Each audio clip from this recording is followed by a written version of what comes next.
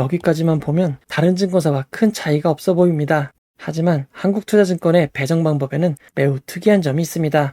안녕하세요, 아이언입니다. 오늘은 아셈스 인카금융서비스 VC의 청약을 진행하는 한국투자증권에 대해서 알아보도록 하겠습니다. 한국투자증권의 배정 방식에 주의하셔야 합니다. 먼저 배정 방식의 중요성을 알아보도록 하겠습니다. 조금은 복잡해 보이는 배정 방식이지만 이해를 하면 청약에 큰 도움이 됩니다. LG에너지솔루션의 청약을 진행했던 대신증권의 사례를 알아보도록 하겠습니다. 여러분이 청약하신 청약 주식수를 경쟁률로 나누면 몇 주를 받을지 알 수 있습니다. 최소한 한 주를 가장 안정적으로 받는 방법은 경쟁률보다 높은 주식수를 신청하는 것입니다. 만약 200주를 신청했다면 1.5328이 돼서 한 주를 안정적으로 받을 수 있습니다. 하지만 이렇게 정수 부분에만 주식을 나눠주게 되면 배정하지 못한 소수점 주식이 많이 남게 됩니다. 이를 단수주라고 부릅니다. 이 단수주를 모아 다시 한번 배정을 하는데 흔히 546입이 적용이 됩니다. 대신증권은 가장 확실하게 546입을 적용하는 증권사입니다. 546입은 단수주의 소수점 0.5 이하는 버리고 0.6 이상은 취하는 방법을 의미합니다. 즉 0.5가 되지 않는 모든 배정 단위는 한 주도 배정하지 않습니다. 그리고 0.6이 넘는 청약에는 한 주를 배정하게 됩니다. 지난 청약에서 200주를 신청하신 분들은 단수주가 0.533으로 0.6이 되지 않기에 한 주를 받을 수 없었습니다. 그 결과 80주를 청약하신 분도 비례배정으로 한 주를 받게 되고 200주를 신청하신 분들도 똑같이 비례배정으로 한 주를 받게 됩니다. 만약 200주를 청약하신 분들이 대신증권의 배정 방법을 아셨다면 100주로 낮춰서 청약하시거나 자금을 조금 더해 조금 더 높은 단위로 청약했을 것입니다. 이렇게 배정 방법을 알면 자금의 효율을 극도로 높일 수 있습니다. 한국투자증권의 일정을 확인해 보도록 하겠습니다. 한국투자증권은 아셈스의 청약을 시작으로 인카금융서비스, 한국 제시포스펙, VC의 청약을 진행을 합니다. 이번에 한국투자증권의 배정 방법을 알아두시면 최소 2월까지 지속적으로 적용하실 수 있습니다. 한국투자증권의 배정 방법을 확인하기 위해 2021년에 진행된 청약들을 알아보도록 하겠습니다. 혹시나 모를 영향을 제외하기 위해 단독 청약만 확인하였습니다. 한국투자증권 최초로 균등 방식과 비례 방식이 동시에 적용된 청약은 P&H테크입니다. 하지만 P&H테크는 상세한 배정 내용이 공개되어 있지 않습니다. 두 번째로 진행된 라이프 시멘틱스는 비례 배정 한 건당 배정 수량은 나와 있지만 추가 주식을 어떤 단위에 배정했는지는 비공개입니다. 따라서 이용할 수 없습니다. 다음 청약인 해성 TPC는 단위당 비례 배정 건수와 추가 배정 건수도 모두 공개하였습니다. 해당 자료를 분석하면 한국투자증권의 배정을 이해할 수 있습니다. 원티드랩도 비례 배정 건수와 추가 배정 건수 모두 공개하였고 이어 진행된 엠노아, 디어유, 바이옵트로, 툴젠도 모두 비례 배정 건수와 추가 배정 건수가 공개되었습니다. 이 중 규모가 작으면서 경쟁률이 높았던 해성 TPC와 원티드랩의 청약 결과를 중점적으로 알아보도록 하겠습니다. 투자 설명서에는 주식을 배정하고 잔여 주식을 처리하는 방법을 적어두었습니다. 아셈스의 투자 설명서와 지난 해성 TPC의 투자 설명서 내용이 완전히 동일합니다. 원티드랩의 투자 설명서도 내용은 동일한 것과 다름없습니다. 즉 현재까지 한국투자증권의 배정 방식은 변함이 없는 것으로 추정해 볼 수 있습니다. 먼저 원티드랩의 사례를 알아보도록 하겠습니다. 원티드랩의 배정 결과를 이용하여 어떻게 배정하였는지 수동으로 확인해 보도록 하겠습니다. 배정을 하기 위해선 비례 경쟁률을 구하는 것이 필수입니다. 비례 경쟁률을 구하는 방식은 크게 두 가지가 있는데 증권사마다 각기 다른 방식을 이용하고 있습니다. 한국투자증권이 이용하는 비례 경쟁률은 일반 청약자분들이 청약한 주식수의 총수에서 균등 배정 방식으로 배정되는 주식수를 뺍니다. 일반 청약자분들은 균등 방식, 비례 방식을 선택하여 청약하지 않고 단순히 주식수만 기입하여 청약을 합니다. 하지만 내부적으로는 균등 방식으로 배정을 먼저 하고 이후 비례 방식으로 진행하고 있습니다. 따라서 균등 배정 방식으로 배정받은 주식수는 제외를 해야 합니다. 전체 청약 주식수에서 균등 방식 주식수를 제외한 수량을 비례 배정 방식 주식수로 나누면 경쟁률을 구할 수 있습니다. 원티드랩의 비례 경쟁률은 3461.454356대 1이 됩니다. 이제 청약 주식수를 경쟁률로 나눠서 배정을 하면 됩니다. 청약 단위를 경쟁률로 나눠서 청약 결과를 얻습니다.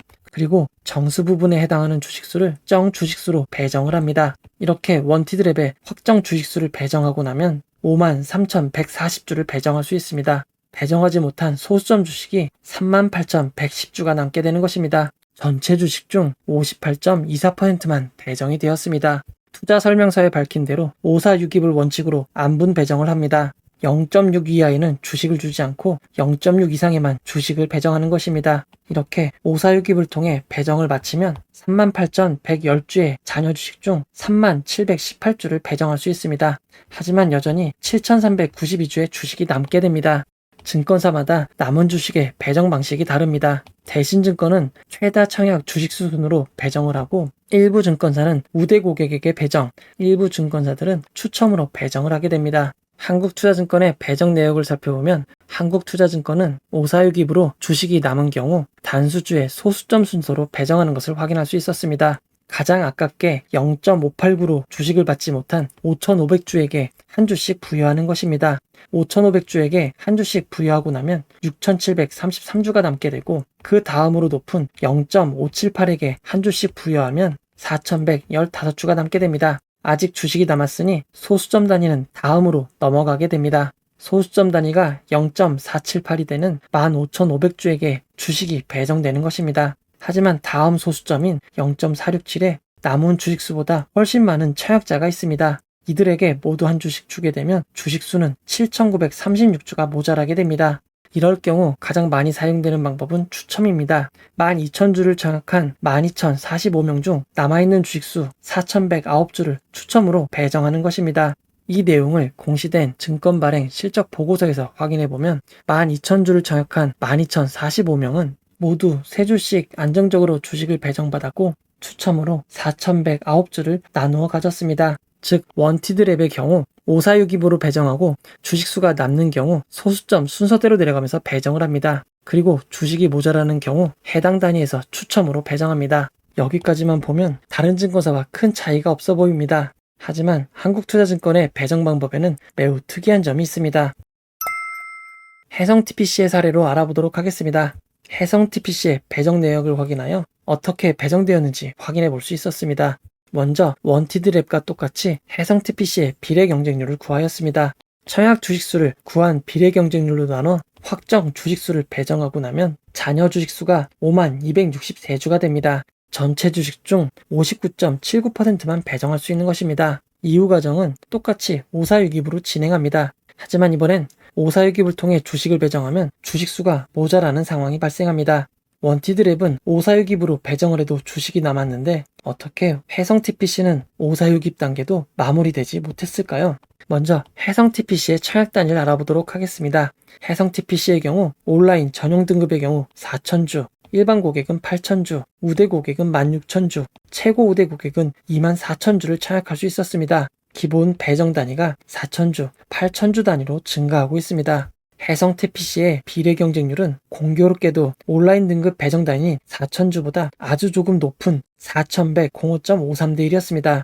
혜성TPC의 사례를 살펴보면 10주를 청약하신 분들이 가장 많았지만 그 다음으로 가장 많은 청약은 온라인 등급 최대 청약 주식수인 4,000주이고 그 다음은 우대 고객 200%인 16,000주, 최고 우대 등급 24,000주, 일반 등급 8,000주였습니다.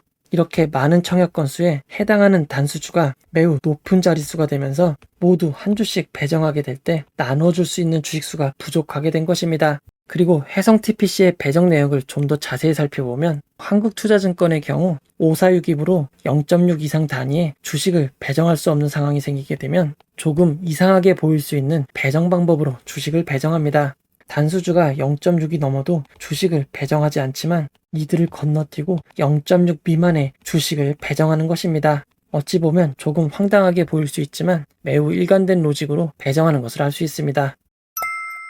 한국투자증권 결론을 내려보도록 하겠습니다. 이번 아셈스의 청약 단위도 8,000 단위입니다. 온라인 전용 등급의 경우 8,000주를 청약할 수 있고 일반은 16,000주, 우대는 32,000주, 최고 우대는 48,000주입니다. 만약 경쟁률이 4,000대 1을 조금 넘는 수준이 된다면 혜성TPC 때와 똑같은 상황이 발생할 가능성이 높습니다. 아셈스의 경쟁률이 4,000을 넘어 4,000 초반이 된다면 546입 전략을 쓰시는 분들은 이전처럼 0.6에 맞추시면 배정받지 못할 가능성이 매우 큽니다.